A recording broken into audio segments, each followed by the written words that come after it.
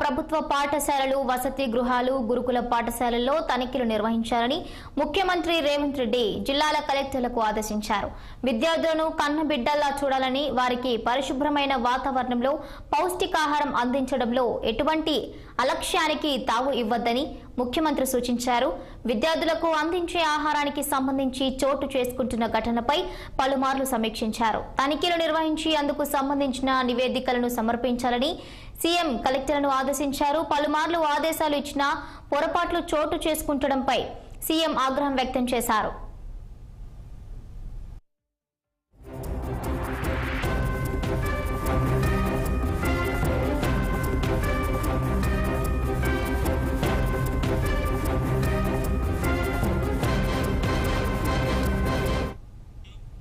మొత్తంగా తెలంగాణ రాష్ట్ర వ్యాప్తంగా ఉన్న ప్రభుత్వ పాఠశాలలు, వసతి గృహాలు, గురుకుల పాఠశాలలో జరిగిన ఘటనలపై సీఎం రేవంత్ రెడ్డి సీరియస్ అయినట్లుగా తెలుస్తోంది. దీనికి సంబంధించిన పూర్తి అప్డేట్స్ మా పొలిటికల్ బ్యూరో చీఫ్ రాము అందిస్తారు. రామ్.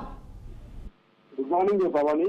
గత కొన్ని రోజులుగా జిల్లాలోని గురుకుల పాఠశాలల్లో ఫుడ్ పాయిజన్ సంఘటనలు జరుగుతున్నాయి. ఈ సంఘటన పైన ముఖ్యమంత్రి రేవంత్ రెడ్డి సీరియస్ గా ఆదేశాలు జారీ చేశారు. ఘటనపై సీరియస్ గా ముఖ్యమంత్రి రేవంత్ రెడ్డి స్పందించారు.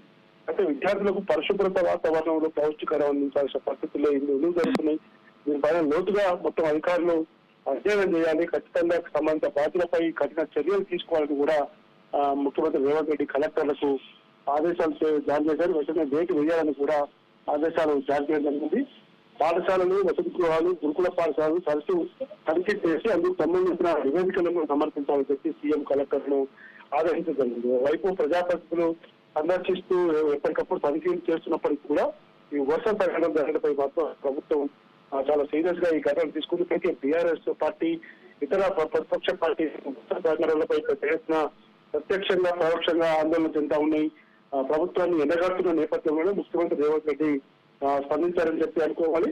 ఖచ్చితంగా కొందరు ఉద్దేశపూర్వకంగా ఈ పుకార్లు సృష్టిస్తున్నారు. సృష్టించడంతో పాటు లేనిపోని వార్తలను కూడా బయటికి ఇవ్వడం వల్ల జరుగుతుంది. కాబట్టి ఇలాంటి చర్యల పట్ల మొత్తం అధికారులు అప్రమత్తంగా ఉండాలి. బాధ్యులపై అధికారులపై చర్యలు తీసుకుంటూనే కలెక్టర్లు తరచూ తనిఖీ చేయాలని చెప్తూ ఖచ్చితంగా వసతి గృహాల్లో ఇట్లాంటి చర్యలు తీసుకుంటే మాత్రం భవిష్యత్తులో కఠిన చర్యలు ఉంటాయని చెప్పి చెప్పడం జరిగింది. అదేవిధంగా చూస్తే తనిఖీలు నిర్వహించి అందుకు సంబంధించిన నివేదికలు కూడా సమర్పించాలని సీఎం కలెక్టర్లను ఆదేశించినట్లుగా తెలుస్తోంది. మరి దీనికి కలెక్టర్లు ఎటువంటి వివరణ ఇచ్చారు? కలెక్టర్ ఇప్పటికీ ఇప్పుడు ఆదేశాలు ఇచ్చారు కాబట్టి ఖచ్చితంగా ఇప్పటికీ హైకోర్టులో కూడా ఈ సంఘటనపై హైకోర్టు కూడా తీవ్ర ఆగ్రహం వ్యక్తం చేసింది. ఇప్పటికే విద్యాశాఖ డైరెక్టర్ నర్సవరంతో పాటు మిగతా అధికారులందరూ కూడా జరిగిన సంఘటన ప్రాంతాల్లో ఎక్కడికక్కడ పరిశీలిస్తున్నారు. ఇప్పటికే స్థానిక ఎమ్మెల్యేలు, ఎమ్మెల్సీలు పోయి సంఘటనలు పరిశీలించినప్పటికీ బీఆర్ఎస్ పార్టీ కూడా నిన్న విద్యార్థి సంఘం పెద్ద ఎత్తున సంక్షేమ భవన్ కార్యాలయం ముందు ధర్నా చేసింది, ఆందోళన చేసి అరెస్ట్ అయింది, వాళ్ళ రిమాండ్ కూడా పంపడం జరిగింది. కాబట్టి ప్రభుత్వం తరఫున కూడా చేపట్టాల్సిన చర్యలు అన్ని కూడా చేపట్టాలని చెప్పి ప్రభుత్వం తరఫున ముఖ్యమంత్రి రేవంత్ రెడ్డి అధికారులకు ఆదేశాలు ఇచ్చారు. Right, thank you Ram, thank you for the updates.